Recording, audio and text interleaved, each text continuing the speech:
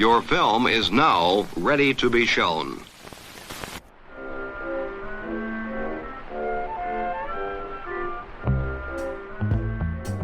Good morning. I'm Justin Hendricks, editor of Tech Policy Press, a nonprofit media venture intended to provoke new ideas, debate, and discussion at the intersection of technology and democracy. If you're trying to game out the potential role of technology in the post-election period, there is a significant X factor. When he purchased the social media platform formerly known as Twitter, Elon Musk didn't just get a social network, he got a political weapon. So says today's guest, a journalist who is one of the keenest observers of phenomena on the internet. I caught up with him about what to make of Musk and of the broader health of the information environment. My name is Charlie Warzel. I'm a staff writer at The Atlantic Magazine, and I am also the author of its newsletter Galaxy Brain, which covers technology, media, and politics.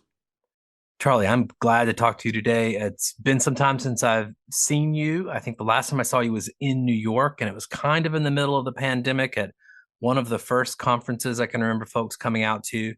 But I remember first talking to you 6-7 years ago now. You were writing a story that ended up with a title, something about the infopocalypse. Yeah. If I remember correctly, back at BuzzFeed News. And you were beginning to look at a set of questions about how new technology might change the production of propaganda and mis and disinformation. So I don't know, you've been looking at this stuff for a long time. How do you think it's going? Oh man, that story, that we were so young then. This is how I think about it. But, we were both younger men. The we listener can't tell looking at the screen, but both of us are quite wizened by the years since then. A lot of beards and gray hairs for everyone. So that story was trying to basically put. It was a little bit before. I think I wrote it in 2017, but it was after that period where, people were really looking and scrutinizing post 2016 the role of platforms and information, and in either the rise of Donald Trump or trying to basically figure out how much blame to assign, if any, what these systems could be done, how to moderate them effectively, if at all, and the pushback, obviously, from people on the right and the quote-unquote free speech maximalists. And we really weren't arguing over the term misinformation quite as much at that moment. And it was, so my thought was, okay, we're having this debate now, but let's futurecast it. Let's try to think about, like, is what we're seeing right now evidence of a problem that's only going to get orders of magnitude worse, and then if so, how, right? And it was actually motivated by that wonderful New Yorker story about the big Pacific Northwest earthquake. I was like, it was this great piece of journalism showing this thing that was just hanging over a region's head, right? That's something that is going to happen, but are people ignoring it? Do we understand the extent of it? And told in compelling way. So that was what I was actually trying to do. And I got a bunch of people, yourself and other researchers, to talk about this. And it ended up explaining this future in which we get off the rails a lot of AI powered kind of garbage, this was before we had the term of generative AI, but this idea that soon we'll be able to spin up images, videos, whatever, impersonations, quote unquote deep fake style stuff, and that it would that it could basically blur the entire lines of reality. And I think the story really resonated with lots of people, and frankly just scared a lot of people, which I don't know how productive that always is, but it at least raises attention. And I think if I'm looking back at what that story forecasted versus what actually came true, is always how technology plays out, right? Which is that I think there is a lot of it that has come true, but in more like banal, mundane ways than we expect. The future never feels like the flying cars or like the AI robots spewing falsehoods and not knowing who's on the other end of the line. But at the same time, if you look 2 years into the generative AI era, the internet has been flooded with synthetic information. Not all of it duping people, but this idea that there is essentially like pollution, right? Like garbage injected into into our ecosystems. I saw slop, yeah. But I saw recently the other day, it was a joke post on Threads or somewhere. It was like Quora has been breached, and the example was like a Quora post that was clearly just like Chat GPT responding to 30,000 different questions.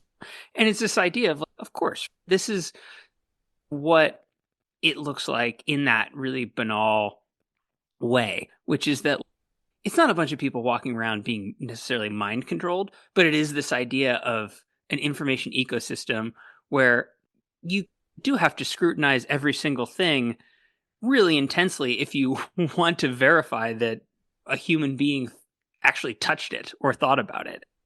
And from the other side of it, quite obviously, and I've written about this a lot lately, the desire from a certain segment of the country to want to construct their own reality and live in it and also be unapologetic about it.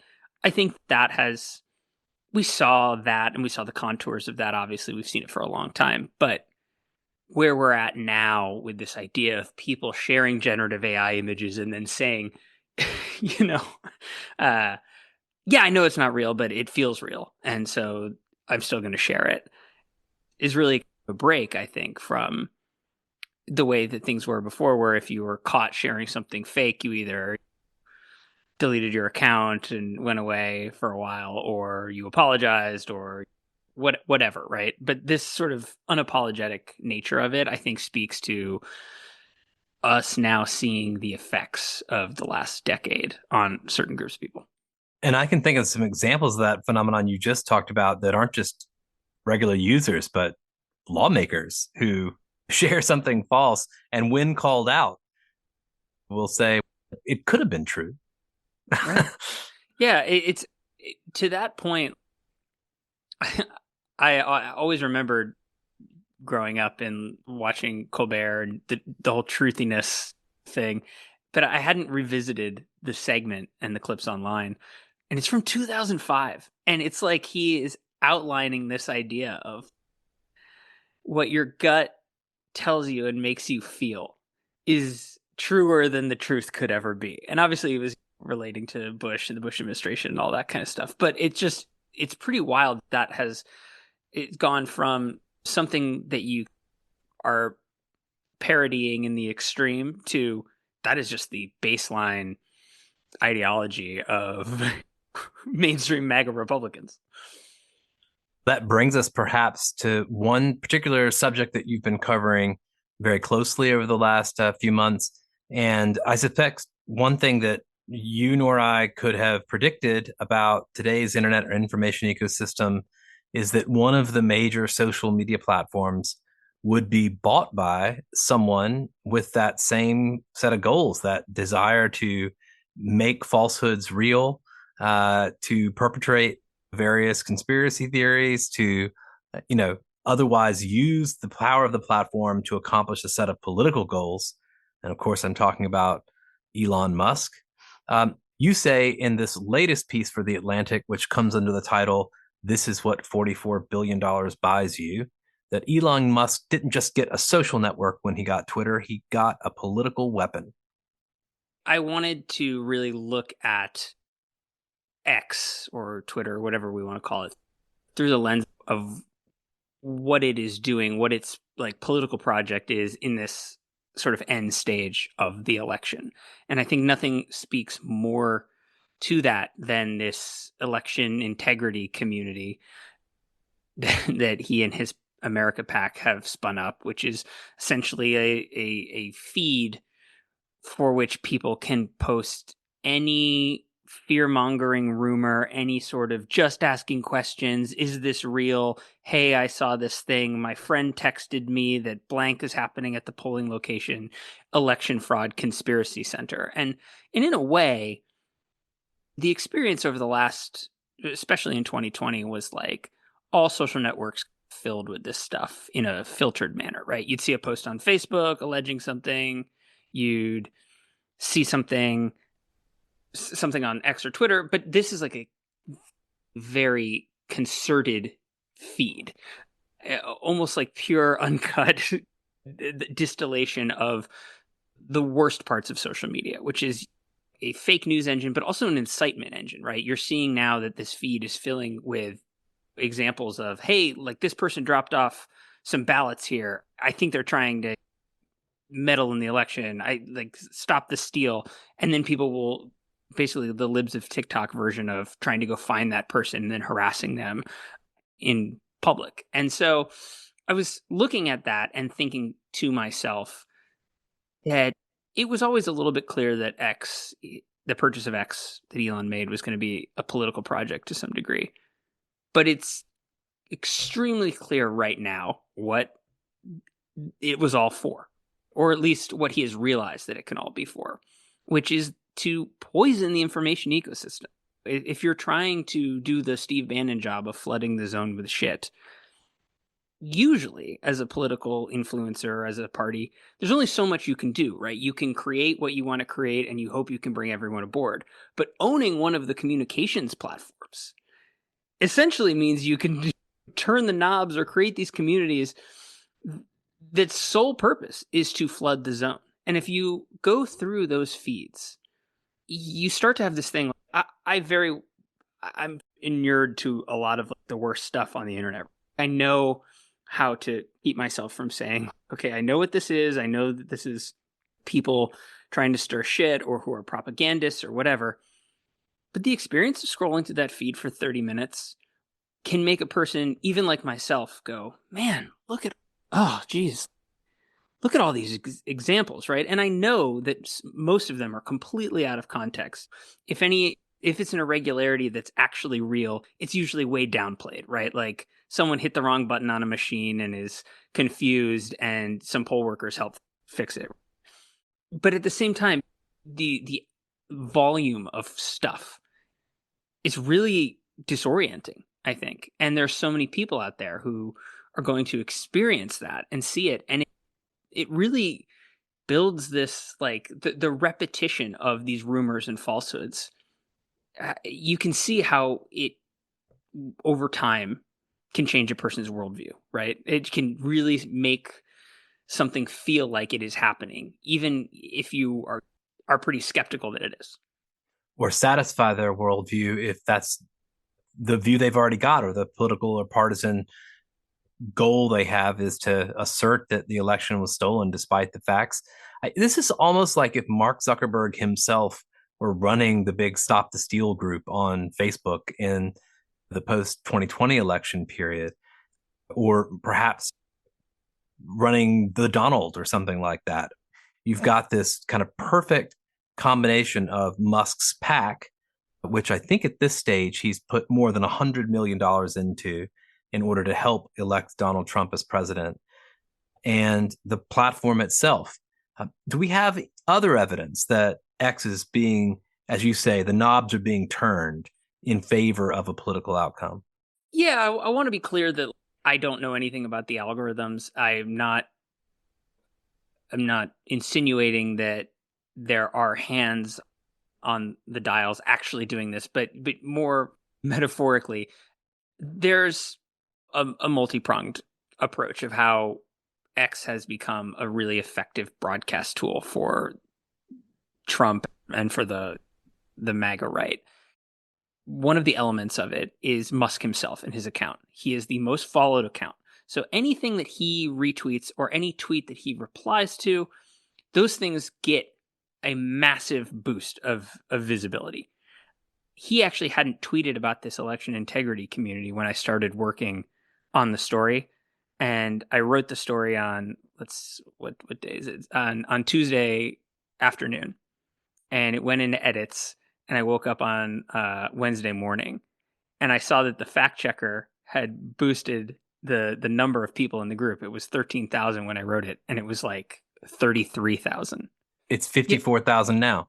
And that was an overnight. That was Musk's like contribution to that. So he is this amplifier for anything that he wants to push people towards. And because he is followed by not just right-wing people, hundreds of millions of people on the network follow him because he's an influential figure and was previously less of a propagandist. It gives it's this huge megaphone and amplifier to any idea, anything that he sees fit. And he sees a lot of these conspiracy theories as the things that he wants to talk about and boost into people's feeds. So there's that element. The other element is, for whatever reason, whether nefarious or not, the recommendation feeds on the platform have trended toward right-wing shock jocks and influencers. I believe the Wall Street Journal had a story, but I did a similar experiment back in mid-September because I had heard that this was happening to people, where I started a new account on X and I said, okay, I'm only interested in sports and technology, nothing else. I don't want to know about politics. I'm not going to follow any politics. And it asks you to follow different feeds or different people. Elon Musk and a bunch of right-wing influencers and Trump were some of the first people that asked me to follow. I said no, and only followed ESPN's main account, just like the most anodyne, I'm just interested in like basketball scores thing.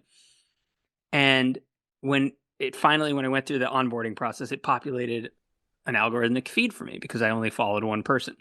First tweet was Elon Musk.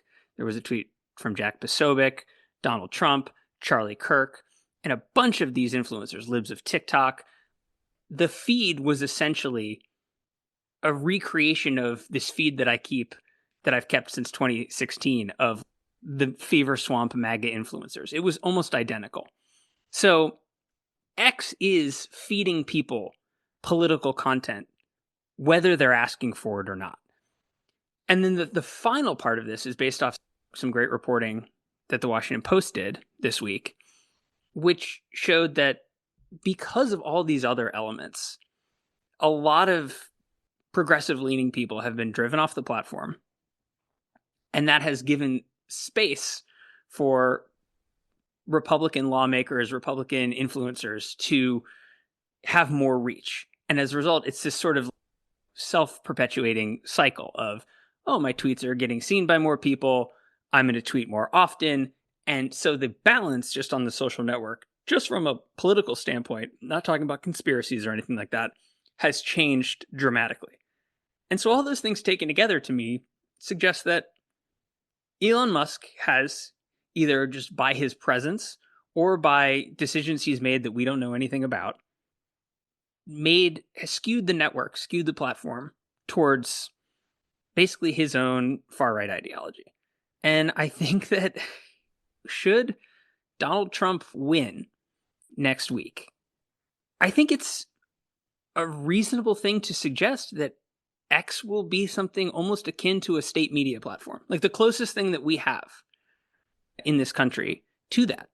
Because Elon Musk is a businessman, is an entrepreneur, is the CEO of a bunch of different companies, but he is a right-wing activist and propagandist. There's just definitionally by what he does. He is going across the country, paying people millions of dollars and campaigning for one presidential candidate. And it is just absolutely mind-blowing to me.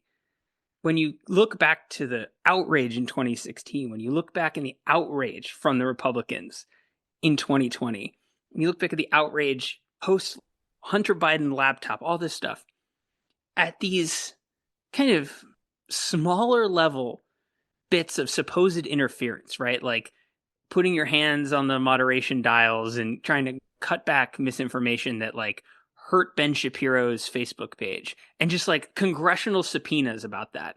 And meanwhile, now you have Elon Musk, who has essentially transformed a social network around one political ideological issue. It's just wild to me that nobody cares about that. It's a testament to the fact that this was never about equality of ideas. This was never about free speech in this way. It was always what a lot of people suppose, which is this cynical notion of working the refs and trying to make sure that far-right propagandists were able to spew absolute and utter lies whenever they wanted. One of the things I keep thinking about is what the rest of the world must think watching this situation unfold. That kind of moment where Donald Trump and Elon Musk were on stage together, and Musk is leaping into the air, trying to raise the crowd's enthusiasm for Trump. What must it be like to look at these two right wing billionaires on a stage, often spouting falsehoods, essentially so close to potentially, again, leadership of one of the world's great superpowers? I suspect if I were a political leader in Europe or some other part of the world, I'd be very afraid of what might be about to happen next. Yeah, I it's truly it is a it is a wild outcome, right? I think like when Musk was first talking about doing this and buying Twitter, it was very clear, at least to me and I know to others, that he had not done any of the homework on what it takes to run a social media platform. Or and I think that there were thoughts based off the way that he had been tweeting and the reactionary politics he was starting to really get involved with or show sympathy towards, that he could run this in a vengeful kind of dark way, right? I suspected that probably what was going to happen was going to be more of a turn to just basically turning Twitter in 2022 back into 2016 Twitter, which was to say, we really don't understand how to do content moderation. There's going to be a lot of awful stuff. People are going to get harassed, but whatever.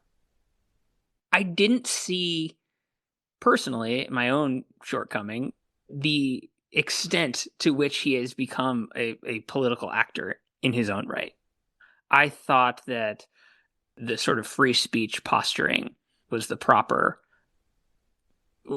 the way that he wanted to position himself, which was like it's very clear what his politics were, but he was never going to take the mask off fully.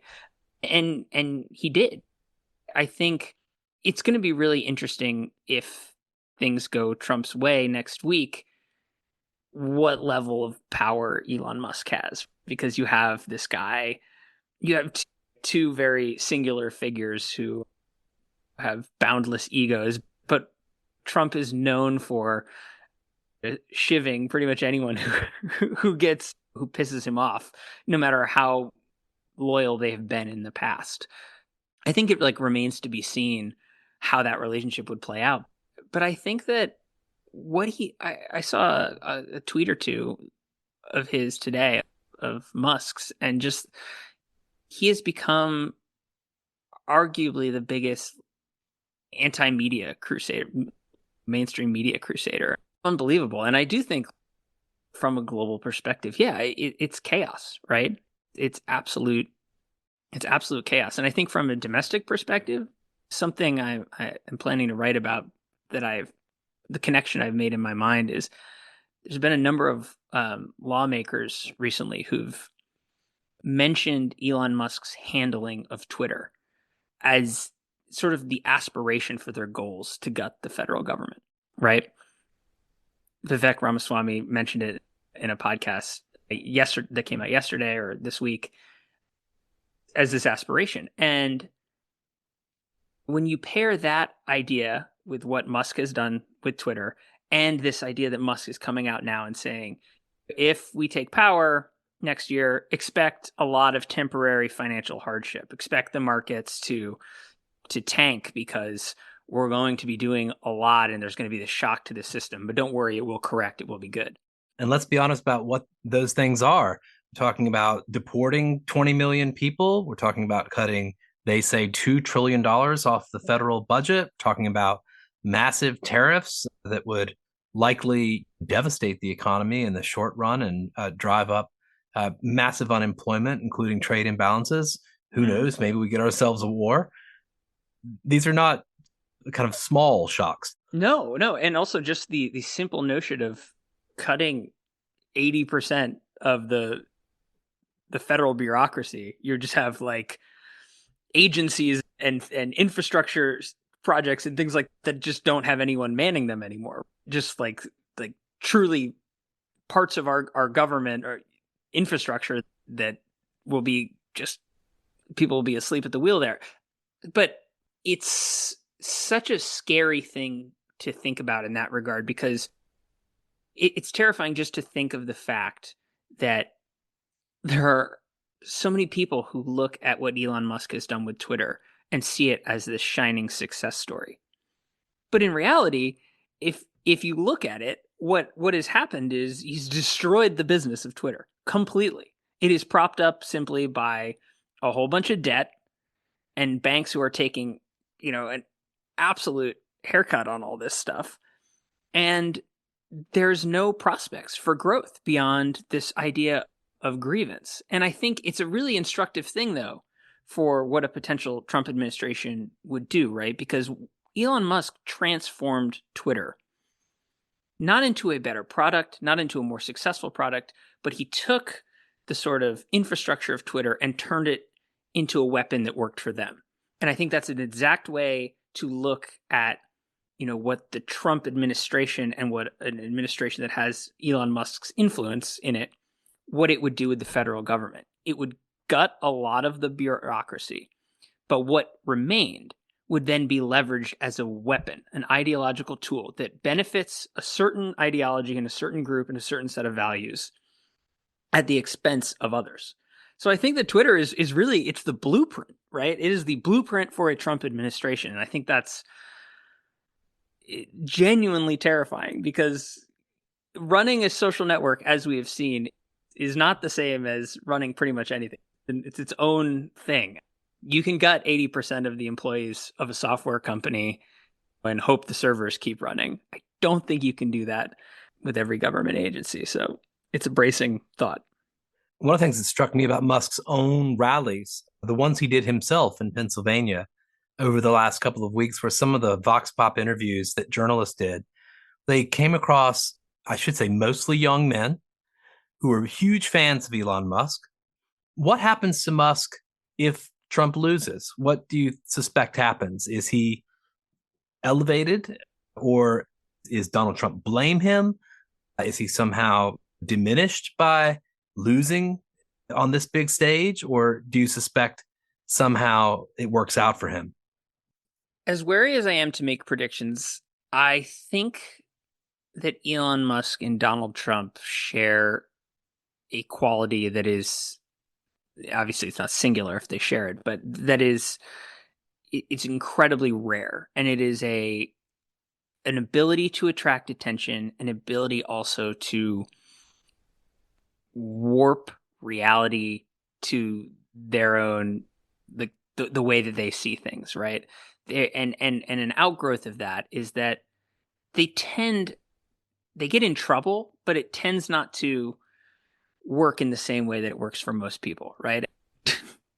Donald Trump is a convicted felon, and he's potentially days and a couple million votes away from being president again, right? Like, there's that classic meme of, I'd like to see Donald Trump slip out of this one, right? It's, if you've been following him for over a decade, it's, he says the thing you're not supposed to say. He does the thing that's going to get you in trouble. He gets in actual legal trouble. He gets convicted, and yet here he is, right? He's still here.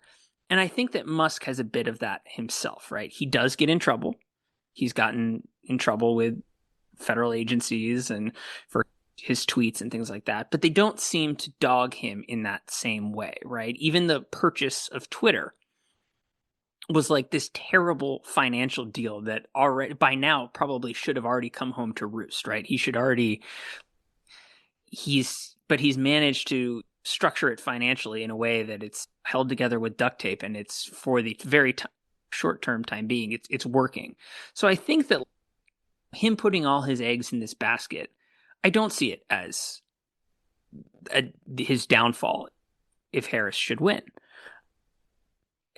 I think in the same, I think we should look at Donald Trump as the analogous figure here, which is that there is a period of potentially being chastened or changing the strategy a little bit. But I think if you look at X right now, X and this community, or this election integrity community, is a platform that is setting the stage for the next Stop the Steal moment, right? All of his tweets, everything that he's doing is setting himself up to, should it not go his way, claim that the election is stolen. So that's just going to be more advocacy, more of him ingratiating himself to this movement of people who are going to be denying whatever reality happens unless Trump wins. Should Harris win, I see Trump just going way further down the rabbit hole, becoming far more extreme, turning X into essentially like a resistance alternate reality media hub. And I think from the standpoint of his businesses, I really try to look at Tesla and SpaceX as almost apart from him. I know that they're tied to his wealth. I know that his mercurial nature could have massive effects on the stock prices and on the businesses themselves. But SpaceX is run by competent people who are launching and catching rockets while Elon Musk is campaigning for Donald Trump and tweeting like a radicalized grandfather. So I think the government right now at least needs Elon Musk for some of its space exploration projects, for better or for worse, because there's not really another option. Tesla is a business unto itself that is meaningful in a lot of different ways that have nothing to do with Elon Musk. So I think that I don't see this as like the massive reputational bet that is going to come back and bite him. I think the only way he gets out of this whole political experiment is if Donald Trump wins, he puts a lot of stuff behind Donald Trump, and Trump casts him aside, as he does to people like that. And I think that's the situation where Elon Musk is screwed, right? He put all the eggs in the basket, gets chosen, and then he gets removed from said basket. That's how I'm thinking about it, but I think it could go any way. We'll see. My own personal thought about this is that it seems to me that Musk may well be a much more durable figure going forward for MAGA, but also perhaps even more generally for the far right globally. One of the things, if you follow this guy closely as you do, you realize it's not just Donald Trump he's in bed with. It's not the only right-wing leader or nation that he is working closely with and trying to wield his influence over. I mean, all over the world, from Argentina to Italy to Hungary to various other countries across the world. And sometimes it's tied to his interests, his business interests, his need for raw materials and resources or capital. And sometimes it seems to just be about politics. But I want to ask you, adulation and adulation too, right? Just people who are willing to see him the way he wants to be seen. I think he'll, similar to Trump in that way, right? He will glom on to certain people, not really care what they represent or what they do, as long as they're willing to, at least on the surface, treat him the way he believes he ought to be treated. So I think all these things are reflexive and participatory. So I don't want to suggest there's a supply side and a demand side when it comes to the types of ideas that Donald Trump and Elon Musk peddle. But certainly Donald Trump and Elon Musk are elites, and they're selling some of this mis and disinformation to audiences who are willingly lapping it up, helping to produce more of it, sharing it, etc. We're in this kind of, I guess what Kate Starbird calls kind of participatory model these days. But I want to tie that to something else you wrote earlier this month, which is about the information ecosystem or issues in the information ecosystem in the aftermath of the hurricanes in the American Southeast. You wrote, what we're witnessing online during and in the aftermath of these hurricanes is a group of people desperate to protect the dark, fictitious world they built, rather than deal with the realities of a warming planet hurling once-in-a-generation storms at them every few weeks. They'd rather malign and threaten meteorologists who, in their minds, are nothing but a trained subversive liar programmed to spew stupid shit to support the global warming bullshit, as one ex-user put it. There is a possibility, whether Donald Trump wins or loses, that this is America. That this vision that they're reflecting back to us on X these days is more America than perhaps we'd like to believe. Yeah, I want to be careful with that in terms of more or less, but I think I think the first line of that piece is something that a meaningful percentage of Americans have dissociated from reality. And I think that's the way that I like to phrase it, because I think the internet's always going to show us a funhouse mirror style of the world, but it's certainly a lot of folks who are working very hard to protect a very specific type of worldview and inoculate themselves from other viewpoints or things that are painful to consider about the nature of reality. I wrote that piece in part because of what you're saying here, which is wanting to take a little bit of agency, or give a little bit of agency rather, to this group. And a lot of that, the idea around this is due to reading a lot of the work of Michael Caulfield at the University of Washington, and his work on copium addicts, and this idea of making sure that we think about misinformation not only as a term of persuasion. I think we are actually doing a real disservice to people and insulting the intelligence, honestly, of a lot of our fellow Americans by just seeing them as rubes or dupes who don't know anything about the world, and they see a tweet or something and they say, yep, that's the way it is. And to seeing it more the way that Caulfield talks about it, which is that misinformation is a tool to keep people inside these worldviews, right? It's a tool to help people not have to grapple with what's going on outside.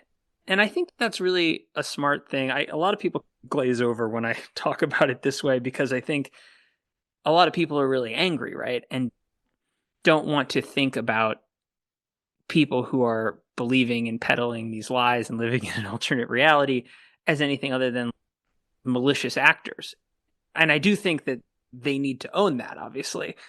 But I also think we do ourselves a bit of a disservice not thinking as much about how hard and painful it is to change your ideology, right? And the extent that people will go through in order to protect it.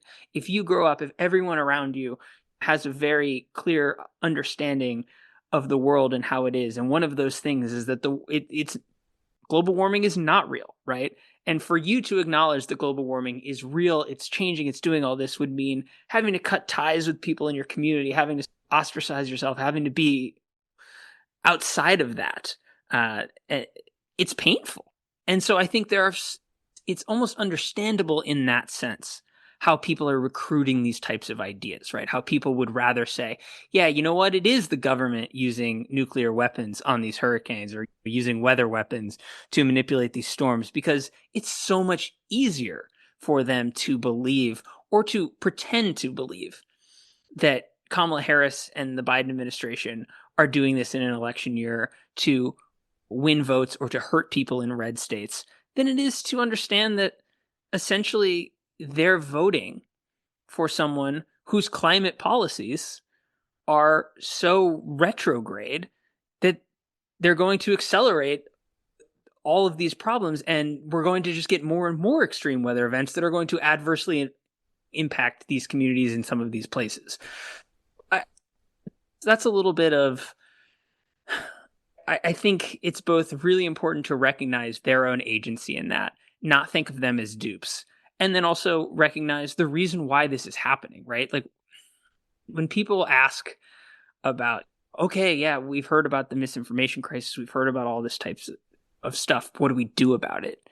I think there's always this idea that there's these quick solutions, right? That they'll content moderate ourselves out of this problem, or we will add a couple media literacy programs in schools, and we'll really get ourselves to a better place. And I think these solutions are like so massive and structural, right? I think that there is, when you talk about things, even the decline in trust in media, right? It's, you have to address the problems with local journalism and why that's dying, because so much trust in media is built at the local level. I I just I wanted to add a little bit of complexity in there instead of just pointing and saying this information's good, this information's bad, these people are bad for believing it, these people are good. It's, no, the problem is just so huge, and that's why we're in this awful position where a lot of people seem to want to dissociate from reality. I want to ask you one last question, which is what you're looking out for in the post-election period. It does strike me as it's difficult to imagine how things might have been different. Maybe they wouldn't have been different at all. But you think back to the kind of singular role that Twitter seemed to play in kicking off the events of January 6th. You had this tweet from Donald Trump, the kind of be there, be wild, we'll be there, we'll be wild tweet. And then the sort of flurry of activity that took place there. Um, and then, of course, shortly after that event, Jack Dorsey, seemingly against his better instincts, decided to go along with the idea that Trump should be removed from the platform. It's very hard for me to imagine a scenario where Jack Dorsey actually said, nope, we're all in. The election was stolen, and we're going to use X as the platform to promote that idea in this moment. I don't know. How are you thinking about the kind of more dire possibilities for the post-election period should Trump lose and challenge the outcome? I would, first of all, Jack Dorsey, man, what is he thinking right now of all this? I would love to really be able to get him on the record about that kind of stuff. I have ideas, but some of the stuff that he said about Elon is the only one I trust in 2022.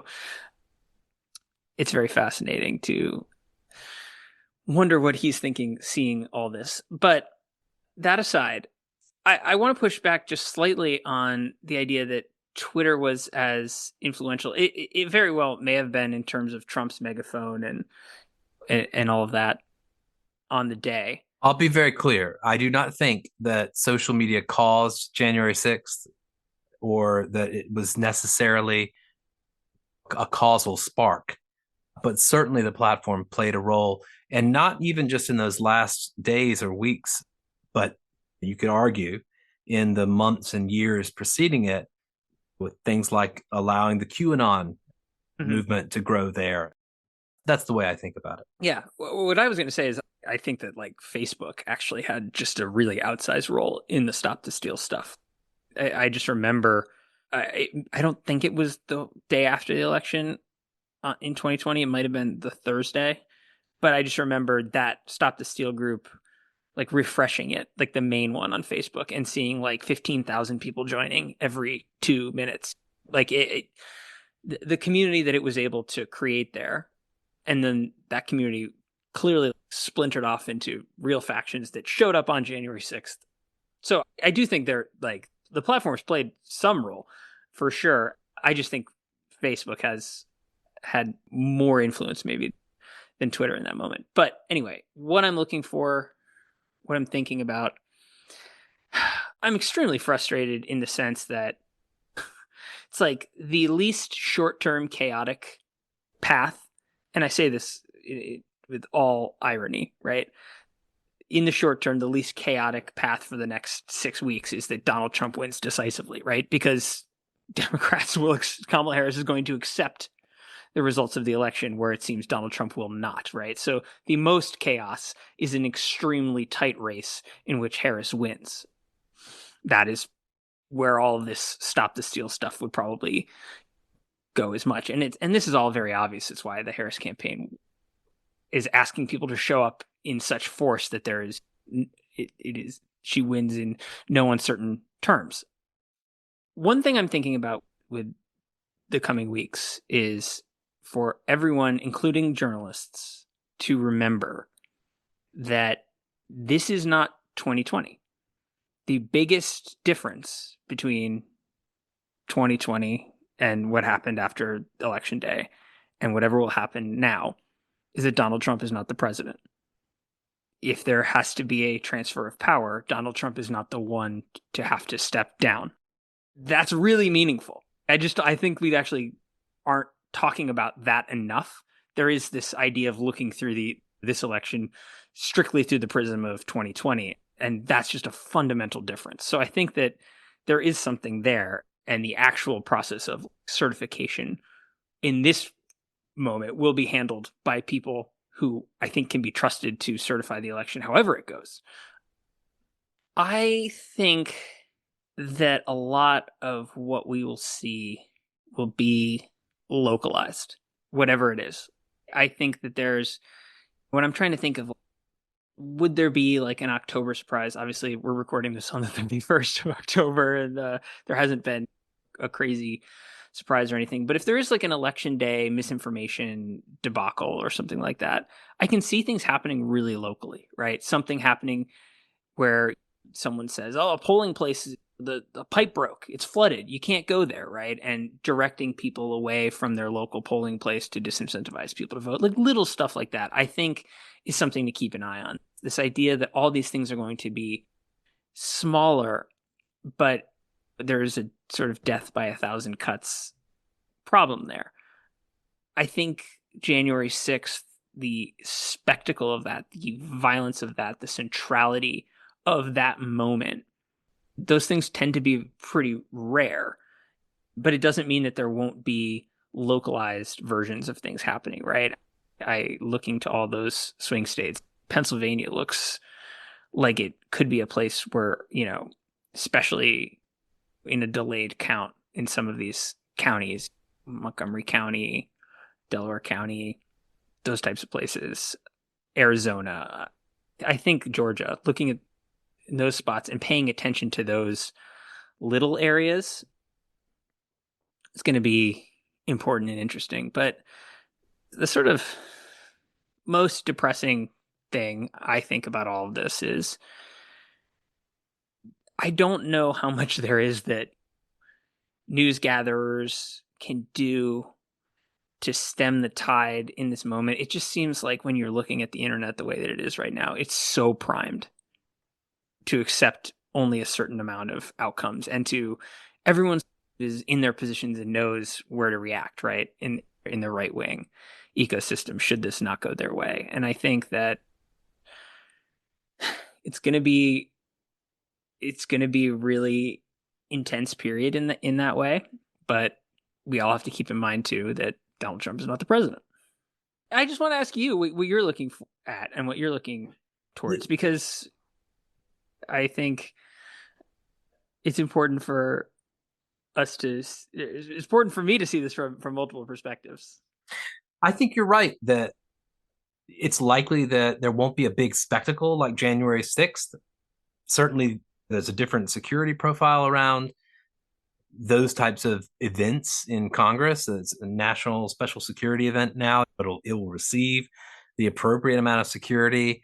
It's unlikely that something like that would occur again. But yeah, I think places like Pennsylvania, Wisconsin, Michigan, other swing states, it strikes me as a real possibility that if there's going to be some kind of political violence or real effort to dispute the outcome, it'll probably take place in those states. If you look at even back in 2020, I don't know if you remember, there was a man arrested for a plot in Pennsylvania that had to do with claims that the election had been stolen. That one was disrupted, but we'll see if perhaps that is the case again. But again, even our focus on it right now, as you say, could turn out to be just anxious speculation if in fact the outcome is clear one way or the other. We might be primed to be afraid of something that won't come to pass. But it does strike me that, just as you say, for instance, at the end of that article about mis and disinformation to do with the hurricanes, that no matter what happens next week, the kind of desperation and the sort of sense that something's been taken from them will remain, even if the election isn't one of those things. As you're talking, it also helped me clarify when I say localized too. I think that the story, whether it's the hurricanes, whether it's any of these examples of what we see, and especially what we're going to see around the election, is and like the election day and the voting is, we're seeing some of it now. But I think it's the thing to focus on, or that I hope people focus on, is the impact and effect and the human toll of all of this. Because I think I wrote at the end of that piece that, like, one way to look at this is like a cultural and political assault on reality. And the people who get hurt in that are people who have to attend to reality. If you're a librarian, if you're a doctor, if you're an election worker, if you're a teacher, if you're somebody who has to be a steward of the way things are, you're an election worker, all you can do is deal with the votes that come in and the way that they are and how they're tabulated, right? But if it's counter to the reality that this group wants, they will be the ones on the front lines. They will be the ones who are assaulted, just like public health officials during COVID, or librarians, doctors, teachers, members of the press, whatever, right? They will be the ones, because they are interacting with reality, because they are just having to attend with the way that things are. They will be the ones who get harassed, who become the victims, become put in the spotlight for just trying to do their jobs. We saw this with public health officials during COVID. They will become the quote unquote enemy to these people who are having to deal with the fact that reality is not going their way. So that's what I'm watching for, and hoping that other people do, is looking for these examples of the human toll of this and trying to highlight them. And because I do think one way to counter this, and it may seem naive, is like trying to appeal to whatever decency people have in them and saying, yes, you can believe this, yes, you can believe that, but look what is happening to this person, right? Look at this person who is an underpaid election administrator who's just trying to do their job and getting death threats and having to have police cars outside their house at night. Things like that. I don't know if it's an effective thing, but I do think focusing more on the human toll of this rather than like the broader informational toll is hopefully a way for people to understand the depth of the problem. I thank you very much. I direct my listeners to the Galaxy Brain newsletter on The Atlantic. Charlie, thank you so much. Yeah, thank you for having me. I really appreciate it.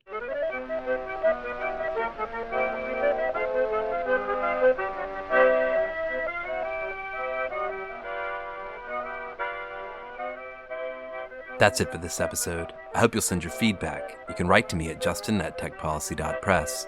Thanks to my guest, thanks to my co-founder Brian Jones, and thank you for listening.